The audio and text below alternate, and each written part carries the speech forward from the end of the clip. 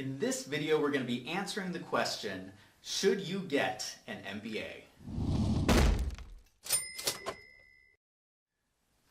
So we're talking about MBAs and answering the question, should you get an MBA? Now, this is a big decision, primarily because MBAs are so expensive. And I have yet to meet an MBA graduate who did not sacrifice to get their degree. And we're talking really sacrifice. I mean, you sacrifice time with your family, you sacrifice financially, you sacrifice time that you could be spending doing other things. So getting an MBA is a big decision.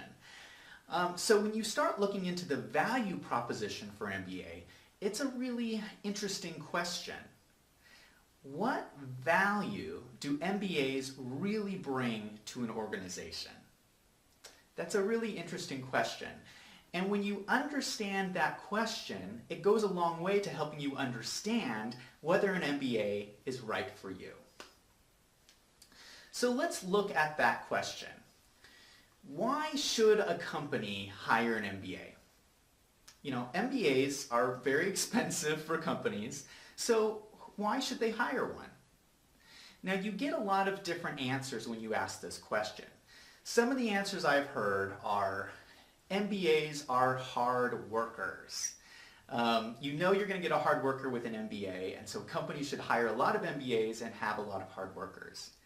Now, it's true that MBAs are hard workers, but that's not really a differentiating factor. There's lots of other degrees out there that are also hard workers. So why should a company hire an MBA rather than any of these other degrees out there? Now, another answer I often hear are MBAs are smart. So companies want really smart workers, so they should just hire a lot of MBAs. And that is also true. MBAs are smart.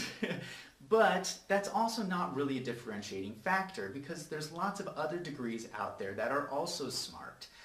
Companies could hire a lot of engineers. Companies could hire a lot of lawyers. You know, there's other people out there that are smart. So what that brings us back again to what is the differentiating factor with an MBA? So another answer that you'll hear is that MBAs bring a lot of business knowledge.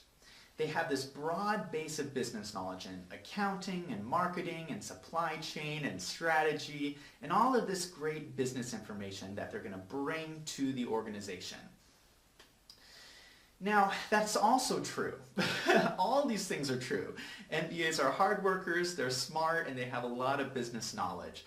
But I contend that an MBA is actually much more than that. If you're just looking for broad business knowledge, there's actually cheaper ways out there to get that. So I think that an MBA is actually something more than that, and it's something very special. And, you know, MBAs have a hard time articulating what this actually is. And so I'm going to share with you my perspective on the value proposition of an MBA. And it's this. MBAs spend 2 years in business school. And what they do over that 2-year period is they study a lot of business cases. And what business cases are is they're looking at a specific business scenario. And this covers a whole lot of different topics. You'll do business cases in marketing, you'll do them in accounting, you'll do them in strategy, and you'll do all these business cases where you review a scenario and you come up with a decision resolving that scenario. And the interesting thing about all these business cases you do in college is there is a unifying factor to these business cases. They all have to do with one thing. And that is allocating resources with limited information to build a case for a financial decision. Now just think about this. This is actually a very unique skill set.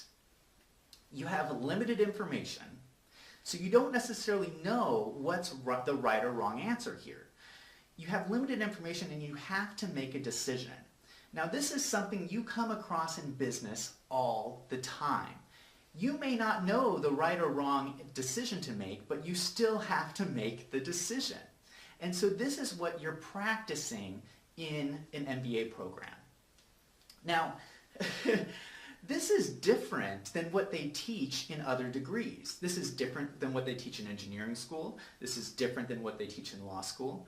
So let's look at that. What they teach engineers is they teach engineers to look at the data and then come up with the correct decision. And if you don't have all the data you need, what you should do is you should spend the next 6 months gathering all the correct data so that you can make the correct decision. And that is a really good approach to take, but that is something very different than what you're studying in an MBA program. Let's talk about lawyers. Lawyers a lot of times don't even deal with data at all. They're dealing with philosophy, and that's a very different thing altogether. And so I contend that what you're learning in an MBA program is something that's very unique and very special. What you're doing is you sit around a table with your other MBA students and you hash out these business cases and you hash out why you're making the decisions you're making. And what you're doing is you're building this skill set. You're building these muscles. And it's just like any other kind of exercise or working out. If you want to build muscle, you have to exercise. And that's what MBA students are doing year after year. And so when you come out of an MBA program, you have this really special skill set. Now let's talk about how this plays out in the real world, because this is actually very valuable for organizations. So every organization out there does something every year. They set an annual budget.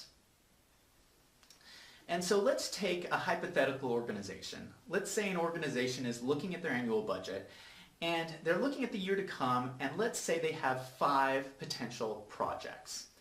As a company, they could really focus on 1 of 5 projects in the coming year. And so the management team gets together, they sit around a table, and they have to decide how they're going to fund these 5 projects. Now, they can fund these 5 projects any way they want. They can put money on any one of these 5 projects, and that actually becomes a very difficult decision. Because the smart choice here would be to review these 5 projects and identify which project is going to be the most successful for their company. If they can identify which is going to have the highest return on investment, the highest ROI, then it makes sense to put all the money on that one project and really fund that project to its success. Well, that is a very challenging thing to do. And so what happens a lot in business is something we call decision paralysis, right? It's so hard to make this decision that people just don't make any decision at all. And so what happens a lot of times, and here's another technical term for you, what happens is what we call peanut buttering. And peanut buttering is just like you were spreading peanut butter, you take your budget and you spread it equally across all 5 projects. Now this is the worst of all outcomes, because what ends up happening is no one project is really funded at the level it needs to be to succeed. And so you have these 5 projects that are all underfunded. Now, let's think about why this is such a hard decision. I mean, if you were really to make the decision to pick the successful project and fund the successful project, think of what you're doing. You have limited information in this scenario. You probably have some information about these 5 projects, but you don't have enough to determine which one of these projects is actually the best bet. So, you have to decide how to allocate resources with limited information, and then you have to build a case. You have to build a case why you have made the right decision. Not only that, then you have to go to all of the other departments in person and explain to them why you are defunding their projects and taking their money away. This is a very difficult decision to make, and that is where MBAs come in, because MBAs have spent years practicing for this exact situation. And that, I would argue, is an MBA's value proposition. MBAs can help the rest of the management team work through these difficult decisions and help prioritize things for your organizations. Not only that, if your organization can get good at this skill set, it becomes a competitive advantage. Because let me tell you, there are so many companies out there that are really bad at this. It's very hard to do. And so if your company can become good at this process, it becomes a competitive advantage. And so that is my perspective on the value proposition of an MBA.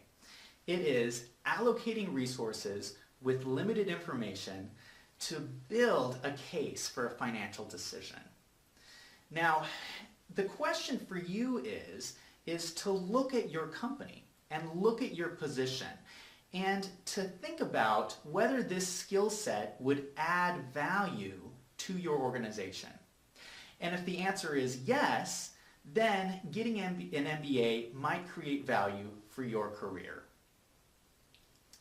So I hope you enjoyed me sharing my perspective on MBAs. If you have an MBA, I want to hear from you. So write a comment down below and letting me know if you agree with my perspective.